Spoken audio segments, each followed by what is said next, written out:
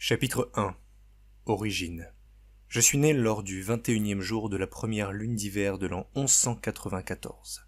Cela ne doit néanmoins pas vous dire grand-chose, puisque Sa Majesté de l'époque, le roi Léopold Frédor Ier du nom de Coster-Boros, a établi un tout nouveau calendrier à la suite de la tristement oubliée bataille du Palais Royal de 1217. Ainsi, si cela peut vous parler davantage, ma naissance remonte au 21 décembre 1194, dans un petit village du grand ouest de Coster-Boros, connu sous le nom de Kursk. Si cette appellation vous dit quelque chose ou qu'au contraire elle ne vous est pas du tout familière, c'est très probablement lié aux conséquences de ce que j'ai provoqué il y a 176 ans de cela. Mais nous y reviendrons. D'aussi loin que je m'en souvienne, il faisait froid dehors. Quelques flocons étaient même apparus ce soir-là. La température n'était en revanche pas assez basse pour ennuyer qui que ce soit. Les enfants qui jouaient encore dehors étaient dans l'incapacité la plus totale de former des boules de neige tant il tombait peu. À l'intérieur de ce qui allait devenir ma demeure, un feu de cheminée crépitait pour garder notre foyer au chaud. 3 êtres se tenaient alors entre ces 4 murs, 2 personnes et leur chien, qui observaient la scène de ses yeux craintifs. Allongée sur son lit, des couvertures en peau de bête lui couvrant tout le bas du corps, ma mère poussait de toutes ses forces sans oublier pour autant de respirer. Mon père était également à ses côtés. Il lui répétait sans cesse et sans relâche qu'il n'en avait que pour quelques secondes, que partir quérir l'aide du médecin du village, le docteur Grant Rouquette, ne prendrait que quelques instants et rendrait les choses beaucoup plus simples. Mais elle ne voulait rien entendre. Mon arrivée n'était, semblerait-il, en rien prévue pour si tôt. Ma mère ne souhaitait pas être seule et implorait son mari de rester quoi qu'il en coûte. Elle le somma d'oublier le docteur et de se contenter de lui tenir la main et de lui parler, tout en observant si une tête sortait ou non. Dans l'incapacité de lui refuser quoi que ce soit au vu des circonstances, il resta, quand bien même il ne possédait pas la moindre compétence en médecine. À défaut, ce n'était pas la première fois qu'il traitait avec ce genre d'événement. Tout comme elle, d'ailleurs. Et après plusieurs minutes d'effort, mon père récupéra un petit corps, frêle, qu'il enveloppa dans des linges bleus, avant de le remettre à ma mère, toujours consciente. La nuit de ma naissance fut, des propres aveux de mes parents, le jour où tout a basculé pour eux. En effet, à 2 reprises, ma mère échoua à donner la vie. 2 frères et sœurs que je n'ai jamais eu la chance de connaître. Je garde encore à l'heure actuelle une immense frustration concernant ces disparitions prématurées. Aujourd'hui, je sais quelles étaient les raisons de ces pertes.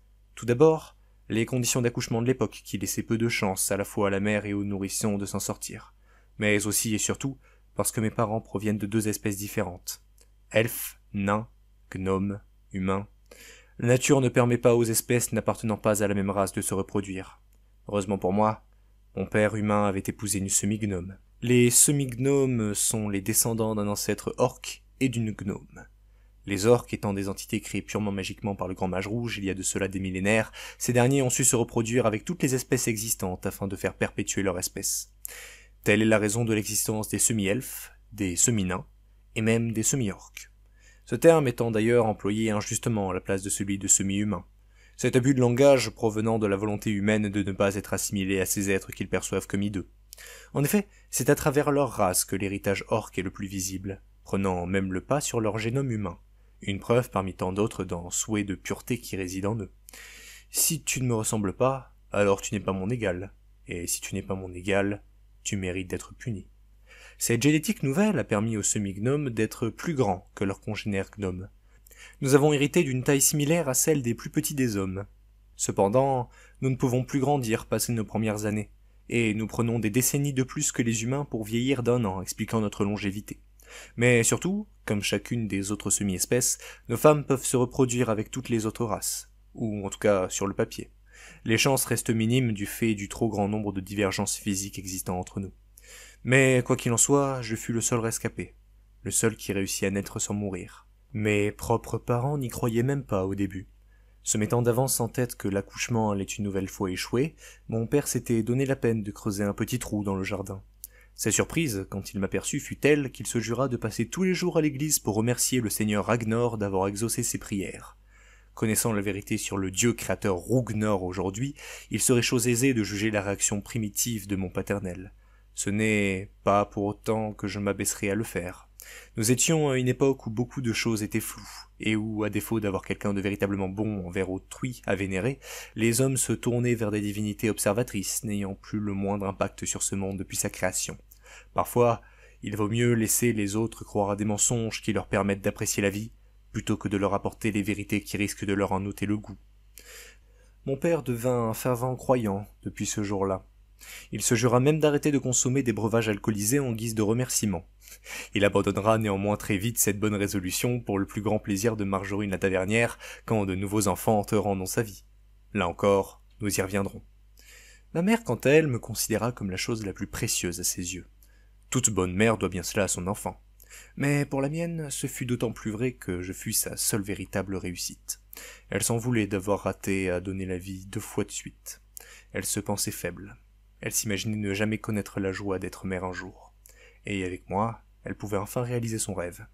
Pour dire la vérité, j'aurais dû lui en vouloir, moi aussi, pour mes frères et sœurs. Seulement, sa détermination à fonder une famille et le courage dont elle a fait preuve en ne cédant pas malgré la difficulté de sa situation m'ont fait comprendre toute l'admiration que j'avais envers elle. Je fus son unique centre d'intérêt pendant 3 longues années. Même Dragon, le chien de mon père, partageait la joie de mes parents. Il exprima de ce que m'en ont raconté ces derniers en aboyant à maintes reprises, au point de rendre fous de rage nos voisins les plus proches. Malgré tout, ma naissance ne fut pas synonyme de parfaite réussite non plus. Il fallait bien s'y attendre. En effet, dans les rares cas où le nourrisson survit à une union de 2 espèces différentes, il devra presque toujours faire face à des difformités physiques. On sait aujourd'hui que ce sont des malformations d'organes vitaux qui représentent la cause principale de décès à la naissance pour les enfants issus d'un mélange racial. J'avais beau être en vie, mon corps n'en a pas moins été affecté de dysmorphie.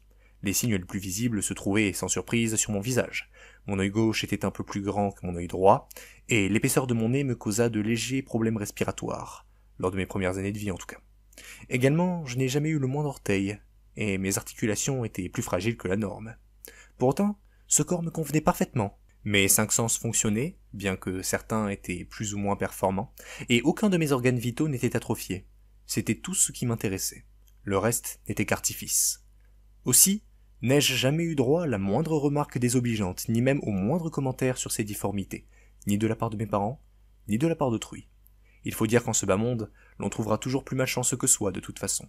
Et puis, avec un peu de recul, ce physique désavantageux sera finalement plus un atout qu'autre chose pour moi. Qui aurait bien pu soupçonner quelqu'un avec une apparence comme la mienne d'être responsable de telles prouesses et de tels actes à venir? Finalement, j'étais là, dans les bras de ma mère. Mon père m'observa longuement, de son regard stupéfait. Je vis des larmes. Tous deux pleuraient de joie. Mais pas moi. Aucun son, aucun bruit, aucune lamentation de ma part. Ce mutisme était tel qu'il en vint même à faire douter mes parents sur le fait que je fusse mort-né moi aussi. L'inquiétude prit place dans leur cœur lorsqu'ils se rendirent compte qu'après plus de 5 minutes à s'entre-observer, je n'avais toujours pas poussé le moindre gémissement. Mon père, ne souhaitant pas que cette euphorie s'estompe aussi vite qu'elle fût arrivée, souhaita s'assurer que j'étais bel et bien en vie, en me soulevant au niveau de son visage et en me secouant dans tous les sens. Le regard inquisiteur de ma mère le fit très vite changer d'avis.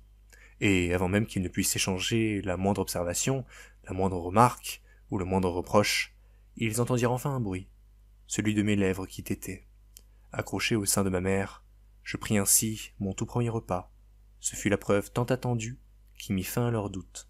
Aussi restèrent-ils près de moi de longues heures durant, sans s'imaginer une seule seconde de l'impact que ce petit être qu'ils venaient tout juste de mettre au monde allait avoir sur ce dernier.